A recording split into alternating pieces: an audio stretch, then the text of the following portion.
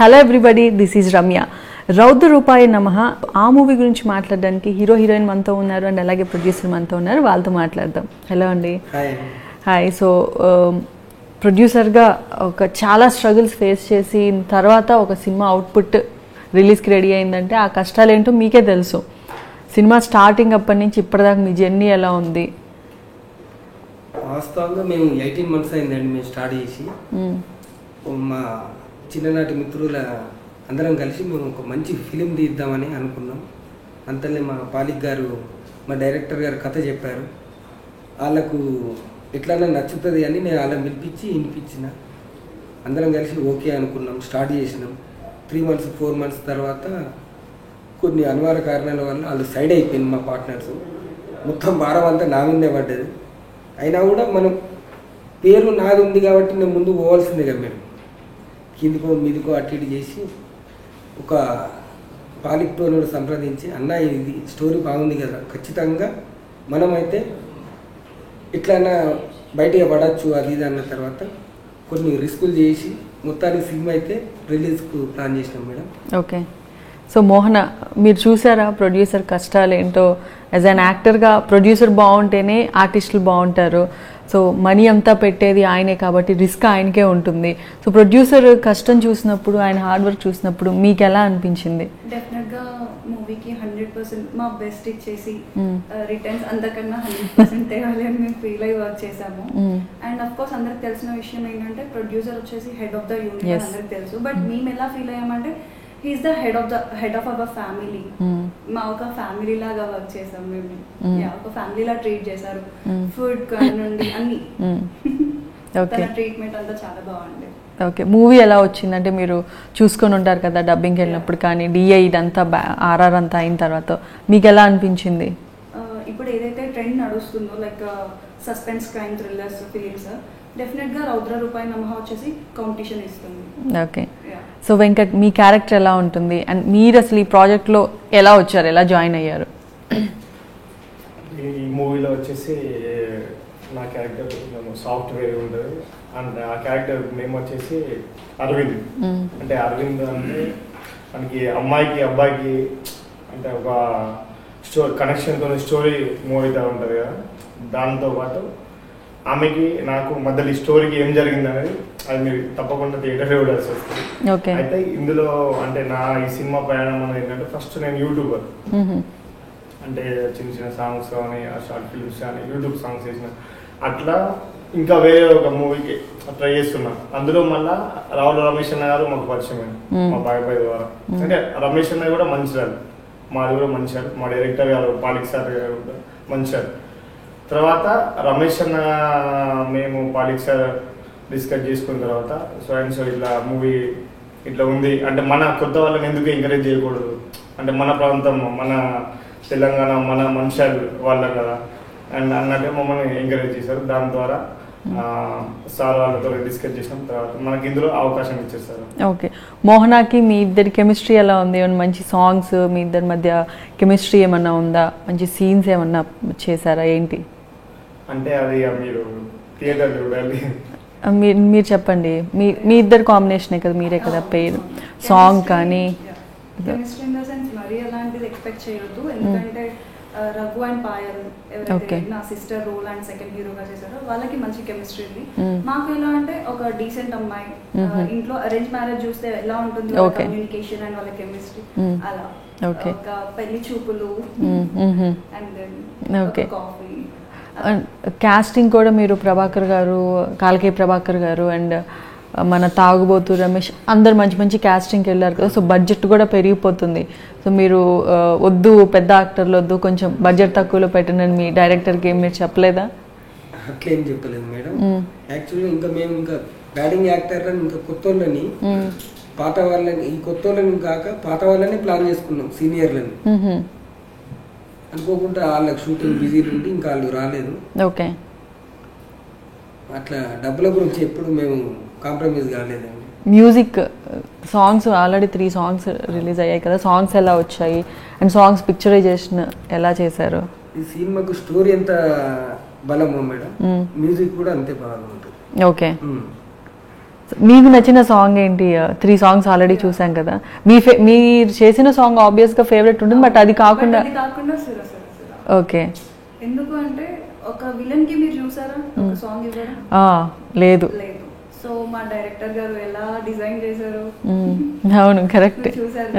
చెప్పినప్పుడు మీకు ఎలా అనిపించింది? అంటే విలన్కి ఒక సాంగ్ పెడుతున్నామని ఆయనకు ఆ థాట్ రాగానే అంటే కొత్తగా ఒక యూనిక్ స్టోరీ లాగా అనిపించింది. అండ్ ఆ సాంగ్ తో ఎంత ఎలివేట్ అయ్యారు. అండ్ మా మూవీకి the best song, the key role అనేది ఏదైతే చెప్తామో సాంగ్ ని ఆ ప్లేస్ లో చూడొచ్చు. ఓకే. సో మీకు కాంబినేషన్ సీన్స్ ఎవరితో ఉన్నాయి? ప్యాడింగ్ యాక్టర్స్తో. ప్రభాకర్ గారితో సీన్స్ ఉన్నాయా మీకు? ప్రభాకర్ సార్తోనే నాకు అంటే ఎక్కువ కాంబినేషన్స్, మోహనాకి నాకు ఓకే కాంబినేషన్స్. ఓకే. మీ డైరెక్టర్ గారు టేకింగ్ ఎలా ఉండేది? సెట్లో ఎలా ఉండేవారు ఆయన? డైరెక్టర్ గారి టేకింగ్ అంటే అది అంటే సార్ ఏంటంటే ప్రతిదీ కూడా పర్టికులర్గా అంటే దగ్గరుండి నాకు ఈ షాట్ కావాలి అంటే ఈ షాట్ వద్దు అంటే ఆ సీన్ విషయంలో కాంప్రమైజ్ అయితే విషయం లేదు. సీన్ కరెక్ట్ గా చేయకపోతే ఎప్పుడన్నా తిట్టే వాళ్ళ, సీరియస్ అవ్వడం అలాంటివి ఏమైనా చేసేవాళ్ళ సెట్లో? ఎప్పుడు లేదా? ఓకే. నాకు నచ్చని షాట్లే అని ఉంటే 2 days మేము వేరే షాట్ చేసినాం, అది బాగలేదు అని డైరెక్టర్ గారు మన ప్రభాకర్ అన్నగారు ఇద్దరు కలిసి ఇది బాగలేదని మళ్ళీ రీషూట్ చేసుకున్నాం. 2 days షూట్. ఓకే. అంటే చాలా ఉడిదీపులు బాగా అయినాయి మేడం. మీకు ఎట్లా చెప్పాలంటే పర్లా తెలుగులోనే చెప్పండి, అర్థమవుతుంది. వాస్తవంగా మా ఫ్రెండ్స్ హ్యాండ్ ఇచ్చిన తర్వాత ఈ ఫిలిం కాదు అని వాళ్ళు కంకణం కట్టుకున్నట్టున్నారు. ఎవరు? మా ఫ్రెండ్స్. అంటే బడ్జెట్ అనుకున్నది వేరు, పెరిగిపోతుంది. బడ్జెట్ ఎప్పుడైనా అనుకునే దానికంటే పెరుగుతూనే ఉంటుంది. రియల్ ఎస్టేట్ నాకు అనుభవం ఉన్నది. నేను 2013లో ఆహనా ప్రేమంట అని తీసిన, అంటే మా పార్ట్నర్స్ తో. ఆ టైంలోనే 1,50,00,000 అయింది ఆ ఫిలిం. వాళ్ళకి తెలియదు కాబట్టి అది సైడ్ అయిపోయింది. ఓకే. ఇక కిందికి మీదికి చెప్పినా కదా ఇంత నా వల్ల అయిన కాడికి ఏదో ఈ బడ్జెట్లో కంప్లీట్ చేయాలనే ఆలోచన అయితే లేకుండే. ఓకే. మేము అనుకున్న స్టైల్ కన్నా బాగా వచ్చింది సినిమా. అప్పుడు బాధపడ్డా, ఇప్పుడైతే హ్యాపీగా ఉన్నాం సినిమా చూసిన తర్వాత. ఓకే. మేము తీసిన సినిమా అనే ఆలోచన వచ్చింది అన్నట్టు. ఓకే. మొత్తం షూట్లో ఎప్పుడైనా భయపడ్డ సీన్స్ మీకు ఏమన్నా అనిపించాయా? ఎప్పుడు అనిపించాయి? వావ్ కన్నా భయం.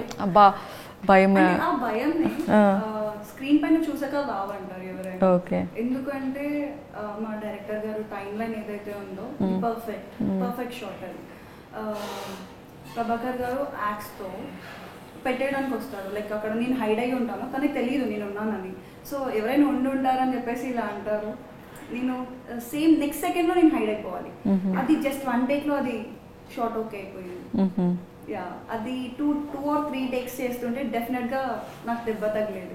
బట్ అలా అవ్వలేదు, ఫస్ట్ టేక్ లోనే అది ఓకే అయిపోయింది. అంటే అది ఎందుకు అయింది అంటే ఆ షార్ట్ కి బిఫోర్ ఒక 1/2 hour మాకు క్లియర్ ఎక్స్ప్లెనేషన్ ఇచ్చారు. అంటే ఆ షార్ట్ మనం ఎందుకు చేస్తున్నాము. ఒక ప్రభాకర్ గారు కూడా నాకు హెల్ప్ చేశారు. లైక్ ఎలా అంటే నేను ముందు అనే సౌండ్ ఇస్తాను, సో ఆ సౌండ్ తో వెంటనే హైడ్ అయిపోవాలని ఈ కొంచెం టెక్నిక్స్ తో అలా వర్కౌట్ అయిపోయింది. ఓకే. సో మీరు డబ్బింగ్ చెప్పినప్పుడు, ప్రివ్యూ థియేటర్లో చూసినప్పుడు, మీకు ఆయన స్టోరీ చెప్పినప్పుడు తీసినప్పుడు దానికంటే చూసినప్పుడు ఎలా తీసారనిపించింది? అంటే సార్ స్టోరీ చెప్పినప్పుడు అంటే ఒక ఇమాజినేషన్, అంటే మనం ఊహించుకునేది ఒక రకంగా ఉంటే సెట్లోకి వెళ్ళిన తర్వాత అతను చూపించిన విధానం అనేది డిఫరెంట్గా ఉంది. ఎందుకు డిఫరెంట్గా ఉందంటే అతను మేకింగ్ స్టైల్ అది బాగా నచ్చింది. అందులో ఏంటంటే సురసుర సాంగ్ మాత్రం చాలా బాగా వేశారు సార్. ఓకే. సో ప్రొడ్యూసర్ గారు, చిన్న సినిమాలకి థియేటర్స్ ప్రాబ్లం ఉంటాయని చాలామంది డైరెక్ట్ కొత్త ప్రొడ్యూసర్స్ కానీ అంటూ ఉంటారు. అది ఎంతవరకు కరెక్ట్? ఇప్పుడు అదే కరెక్ట్ అయితే రేపు మీ సినిమా ప్లాన్ చేస్తున్నారు కాబట్టి థియేటర్స్ ఏమైనా ప్రాబ్లమ్స్ ఉన్నాయా? అంటే మేము కొత్త వాళ్ళం కానీ యాక్టర్లు కొత్త వాళ్ళు కాదు కదా మేడం, వాళ్ళు పెద్దవాళ్ళే కాబట్టి వాళ్ళని చూసినా కూడా టాకీస్లు మాకు అరేంజ్ చేస్తారని నమ్మకం. ఓకే. మా డైరెక్టర్ గారికి సీనియర్, తనకున్న పరిచయాలు, ప్రభాకర్ కున్న పరిచయాలు, తాగుబోతు రమేష్ వీళ్ళందరూ ఉన్నారు కానీ ఓకే వాళ్ళైనా కవర్ చేస్తారు. సాయి కుమార్ గారితో సాంగ్ లాంచ్ చేయించారు అండ్ రాజ్ కందుకూరి గారితో కూడా ఇంకొక సాంగ్ లాంచ్ చేశారు, తలసాని గారితో. వీళ్ళందరూ చూసినప్పుడు సాంగ్ గురించి కానీ టైటిల్ ఇది చూసి వాళ్ళందరూ ఏమన్నారు? వాళ్ళ రియాక్షన్స్ ఏంటి? రియాక్షన్ అంటే మాకు అప్పుడే సగం బలం వచ్చింది మేడం ఆ సాంగ్స్ కానీ.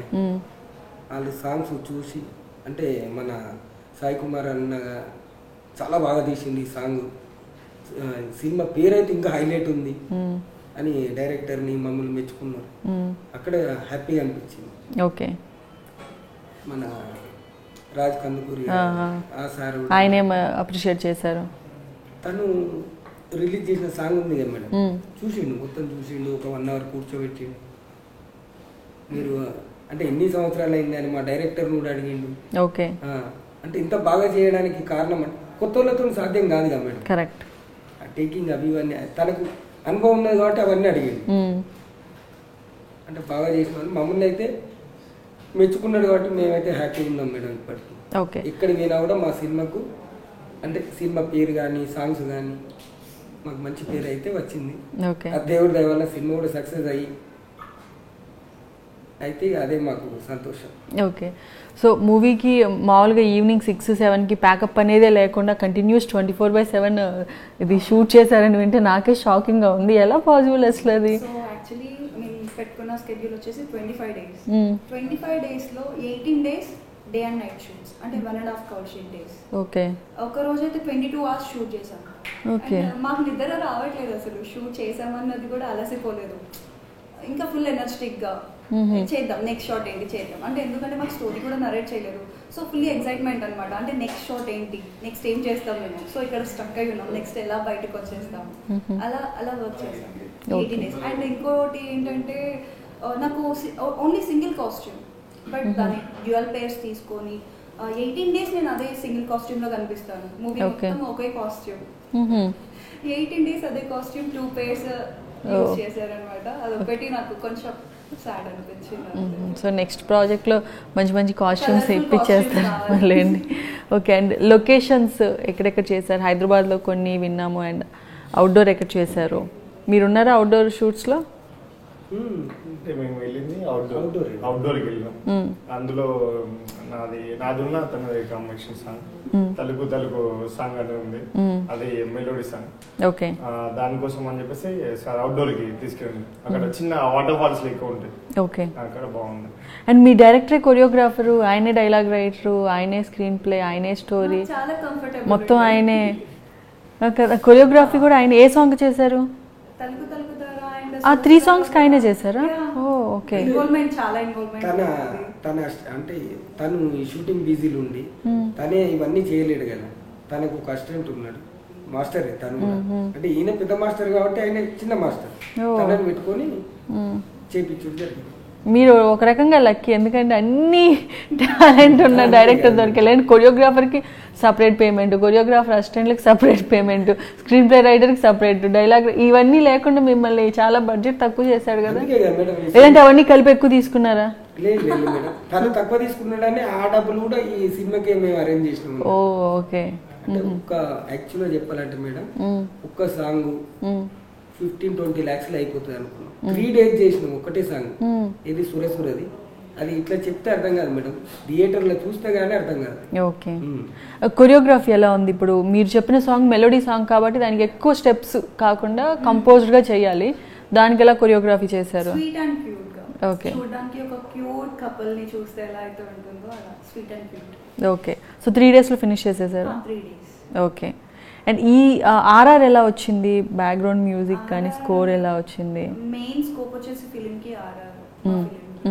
సో ఆర్ఆర్ తో పిక్చరైజేషన్ వెరీ బ్యూటిఫుల్. ఓకే. మీకు ఓవరాల్గా చూసినప్పుడు గూస్ బంప్స్ వచ్చేలాగే ఉన్నాయి, మంచి సీన్స్ ఉన్నాయా మూవీలో? ఉన్నాయి, చాలా ఉన్నాయి. ఓకే. చాలా ఉన్నాయి. అండ్ ఎవరైతే ఈ బీజిఎం లవర్స్ ఉంటారో డెఫినెట్ గా వాళ్ళు ఎంజాయ్ చేస్తారు. ఓకే. సో మీకు ఎలా అనిపించింది? లైక్ మీ డైరెక్టరే వచ్చేసి ఆయనే కొరియోగ్రఫీ చేస్తున్నప్పుడు సాంగ్ టేక్స్ ఏమన్నా మీరు ఎక్కువ తీసుకున్నారా, లేదంటే స్టెప్స్ ఉన్న సాంగ్ చేయడం ఈజీ కానీ మెలోడీ సాంగ్ చేయాలంటే కొంచెం ఎక్స్ప్రెషన్స్ కరెక్ట్గా ఇవ్వాలి, మీకు ఏమైనా టఫ్గా అనిపించిందా? అంటే సాంగ్ అంటే దాన్ని కొంచెం ఉంటుంది ఎలా అంటే థియేటర్లో చూస్తే మాత్రం ఖచ్చితంగా భయమేస్తుంది సాంగ్. అంటే దగ్గరికి వెళ్ళి చూస్తాం కదా, దగ్గరికి వెళ్ళి చూసినప్పుడు ఎట్లా అంటే దాని ఆర్ఆర్ కానీ అంటే బ్యాక్గ్రౌండ్ స్కోర్ కానీ ఇది కానీ చాలా మంచి అనిపించింది మనకి. ఇంకా ఏంటంటే దానికి మొత్తం సాంగ్ మొత్తం నైట్ షూట్, ఓన్లీ నైట్ షూటే. నైట్ షూట్ అంటే దాన్ని సార్ నైట్ 6 నుంచి మళ్ళీ డే 6 వరకు వేసిండు. అట్లా 3 days పట్టింది ఒక సాంగ్కి, 3 days పట్టింది. ప్రసాద్ చెప్పండి, ఈ సినిమాలో మీ ఎంట్రీ చాలా ట్విస్ట్ల మీద ట్విస్ట్లుగా సాగిందని ఇప్పుడే తెలిసింది. నేను చెప్పడం కంటే మీరు చెప్తే బాగుంటుంది. ఈ సినిమాలో మెయిన్ లీడ్ గా చేయాల్సింది మేడం. పార్ట్ 1 పార్ట్ 2 లా చాలా ట్విస్ట్లు ఉన్నాయి, మీరే చెప్పండి. ఇందులో మెయిన్ లీడ్ గా చేయాల్సింది. నాకున్న బిజీ షెడ్యూల్ వల్ల కొంచెం పోస్ట్ పోయింది, అందుకే రాలేకపోవడం జరిగింది. అయితే మన పాలిక్ సార్ కి, ప్రొడ్యూసర్ రమేష్ గారికి ఇద్దరికి నేను మాటిచ్చాను. సో దాంట్లో గెస్ట్ రోల్ గా చేయడం జరిగింది. అందులో ఇంకోటి అది అయిపోగానే మనకు నెక్స్ట్ పార్ట్ 2లో ప్రొడక్షన్ 2లో మనం ఖచ్చితంగా ఫుల్ వెళ్తుంటారు. అయితే ఆల్రెడీ మనం లవ్ టు లవ్ అనే ఒక సినిమా చేసాం. దాని ద్వారా మనకు పాలిక్ సార్ వీళ్ళంతా పరిచయం అయ్యారు, ప్రొడ్యూసర్ గా హీరోగా చేసాం. సో అలా కొంచెం మధ్యలో డిస్టర్బెన్స్ వచ్చినా కూడా మనం ఇక్కడ సినిమా కంప్లీట్ అయిన వరకు ఎక్కడ గ్యాప్ రాకుండా వీళ్ళని ప్రొటెక్ట్ చేసుకుని తీసుకుంటూ రావడం జరిగింది. ఓకే, ఏ సాంగ్ లో చేశారు? ఐటమ్ సాంగ్ లో మేడం. ఓకే, పబ్ సాంగ్ అది, దాంట్లో చేశాను గెస్ట్ రోలా. ఓకే, సో తర్వాత సినిమా మిస్ అయిన ఫీలింగ్ ఎప్పుడన్నా అనిపించిందా? లైక్ పోస్టర్ చూసిన తర్వాత, సాంగ్స్ అవి చూసిన తర్వాత అనిపించింది. వెంటనే ఎప్పటికప్పుడు అప్డేట్స్ తీసుకుంటున్నా, మళ్ళీ వచ్చి కలుస్తున్నా, అందరినీ అడుగుతున్నా ఎలా ఉంది ఏమనేసి. సో దానిలో భాగంగానే ఇప్పుడు కూడా మనం రావడం జరిగింది. సో మీరు షూట్ చేసినప్పుడు, దాని తర్వాత ఇప్పుడు మీరు టైటిల్ విన్నప్పుడు మీకు డిఫరెన్స్ ఏం తెలిసింది? అంటే స్టార్టింగ్ అప్పుడు ఉన్నదానికి ఇప్పుడు ఓవరాల్గా అవుట్పుట్ వచ్చిన తర్వాత. అసలు బూత్ బంగ్లాలో చేశారు. ఆ బూత్ బంగ్లాలో ఆయన చూడడమే ఫీట్ 6.5 feet సంథింగ్ ఉండదు ప్రభాకర్ సార్. ఆ చూడగానే మామూలు మనిషి, మామూలు ఉంటేనే భయపడతాం. భయపడ్డారా మీరు? మీరే భయపడితే ఇంకా అమ్మాయిలు ఏమైపోవాలి కదా. మీరు భయపడలేదు ఆయన్ని చూసి, ఆ హైట్ లో, ఆ గెటప్ లో, ఆ యాక్స్ అంతా పట్టుకొని ఉన్నప్పుడు భయమే లేదా? అంటే భయం కాదు, హ్యాపీ అనిపించింది. ఎందుకంటే మా మూవీకి లుక్ కదా. అవును, కాబట్టి ఆయన భయపడ్డారంటే ఆయనే భయపడితే ఇంకా మీరు భయపడి ఉంటారేమో. కట్అవుట్ కి సరిపోతారు టైంలో వెనక బ్యాక్గ్రౌండ్ కానీ సాంగ్ వస్తుంది. ఆ సాంగ్ వచ్చినప్పుడు ఆయన ఇది ఉంటుంది, దాన్ని చూస్తే ఖచ్చితంగా మనకు ఇది గూస్ బంప్స్ వస్తాయి. అలా తను ఏంటంటే నైట్ షూట్ కి వచ్చిండు, డైరెక్ట్ షూట్ కే వచ్చిండు కాబట్టి ఇవన్నీ ఇబ్బందులు అయినాయి మేడం. మేము రెగ్యులర్ గా చూస్తా ఉన్నాం కాబట్టి మేము భయపడలేదు. ఓకే, ఒకసారిగా చూసినప్పుడు భయం వేస్తుంది, రోజు చూస్తే అలవాటు అయిపోయి ఉండేది. కానీ ఆ గెటప్ లో చూస్తే ఎవరికైనా భయం. సాంగ్ అది మీరు చూసారా మీరు యూట్యూబ్ లో మన సాంగ్? నేనైనా అక్కడ చూసింది, మన థియేటర్ లో చూస్తే ఆ ఫీలింగ్ వేరే. అసలు నాకు లోపల ₹60 అనేది ఇదైపోయింది. సినిమా చూసారా తర్వాత? ఇప్పుడు సినిమా వచ్చి మనం ఆల్రెడీ దీంట్లో చూసాం మేడం. చూసారా, ఎలా అనిపించింది ఓవరాల్ గా మీకు సినిమా చూసినప్పుడు? అనుకున్న దానికి, చూసిన దానికి, చేసిన దానికి అంత వచ్చింది అనేది ఎక్స్పెక్ట్ చేయలేదు. ఎక్కడైనా బాగా గూస్ బంప్స్ వచ్చి భయపడ్డ సీన్స్ ఉన్నాయా? ఎదురుగా వచ్చాడు, నేను చూస్తే ఇట్లా పైకి ఉన్నాడు మనిషి. సినిమా చూస్తున్నప్పుడు, ఆ షార్ట్ లో మీరు సెట్ కి వెళ్ళినప్పుడు కాదు, ఈ సురసుర సాంగ్ ఉంది అది అల్టిమేట్ మేడం. దాంట్లో మీకైనా ఎవరికైనా కూడా మీకు ఆ ఫీలింగ్ వస్తుంది.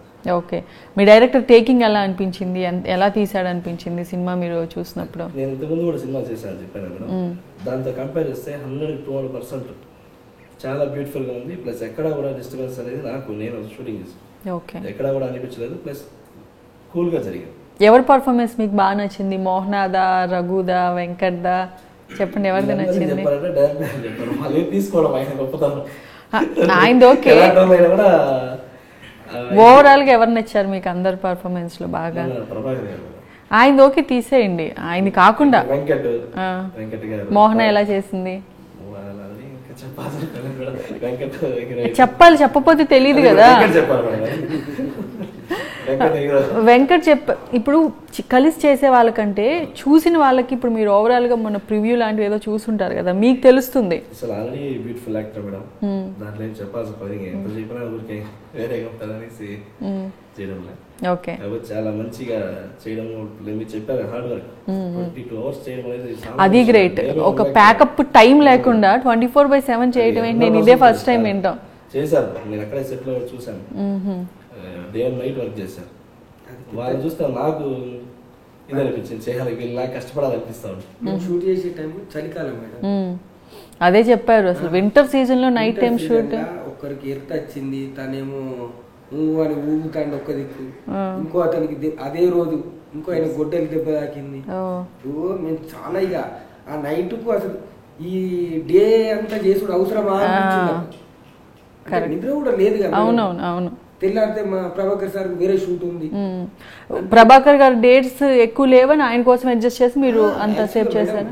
మేము సింగిల్ కాల్ షీట్ కాదు, ఒక్కొక్క రోజు 3 కాల్ షీట్లు పడ్డా కూడా సరే ఆ రోజు వేసి పెట్టలేదు. ఓకే. ఎందుకంటే తను కూడా మాకు కోఆపరేట్ చేస్తాడు కదా, అంత పెద్ద అతనే మాకు ఓకే అన్న తర్వాత ఇక మేము డబ్బులకు చూస్తే కుదరదు కదా. అవునవును. తనతో పాటు మేము కూడా మెలికనే ఉన్నాం. ఈ సినిమా గురించి కానీ సినిమాలో యాక్ట్ చేసిన వాళ్ళ గురించి కానీ మీకు హెల్ప్ చేసిన వాళ్ళ గురించి ఎవరైనా నేమ్స్ మిస్ అయిన ఏమైనా చెప్పాలనుకుంటే? యా కరెక్టే మేడం. మా ఫ్రెండ్ టీచర్, తను గవర్నమెంట్ టీచర్, వరంగల్ ఉంటాడు. తను కూడా ఈ సినిమాకు చాలా అంటే ఇంటర్వ్యూ అంటే మేము పేరేంటి? సుధాకర్ అని. పేరు ఇంపార్టెంట్, మీరు పేరు చెప్పకుండా. వరంగల్లో టీచర్ అంటే ఎంతో మంది ఉంటారు టీచర్. భోగి సుధాకర్. ఓకే. మా కజిన్ బ్రదర్ సిహెచ్ శ్రీనివాసు. ఇద్దరైతే నాకు లాస్ట్ వరకు మా డైరెక్టర్ అయితే ఈ షూటింగ్ ఎట్లా చూసుకున్నారో వాళ్ళిద్దరు నన్ను చూసుకున్నారు. చూసారా, నేను గుర్తు చేయకపోతే మీరు నేమ్స్ మర్చిపోయిండే వాళ్ళు. రేపు వాళ్ళ ఇంటర్వ్యూ చూసి అలిగేవాళ్ళు, మళ్ళీ మీకు ఫోన్ చేసేవాళ్ళు మా పేరు ఎందుకు చెప్పలేదని. మంచి మంచి గుర్తు చేసి అలా గుర్తు పెట్టుకోవాలి. ఇంకెవరిని ఉన్నా కానీ ఆర్టిస్టులు అయినా వాట్ ఎవర్ ఎవరైనా మీకు హెల్ప్ చేసిన వాళ్ళు తప్పకుండా. సో వాళ్ళకి థ్యాంక్స్ చెప్తున్నారు అనమాట, సుధాకర్ కి. వాళ్ళకి ధన్యవాదాలే కదా మేడం. ఓకే. మనకు హెల్ప్ చేసిన వాళ్ళు మరవద్దు కదా మేడం. ట్రూ ఎప్పుడు మర్చిపోకూడదు. సో ఓవరాల్గా సినిమా మీరు గురించి మీరు యాక్ట్ చేయకపోయినా మిస్ చేసుకున్న మీరు చెప్పాలంటే ఏం చెప్తారు? సినిమా రిలీజ్ అవుతుంది కాబట్టి.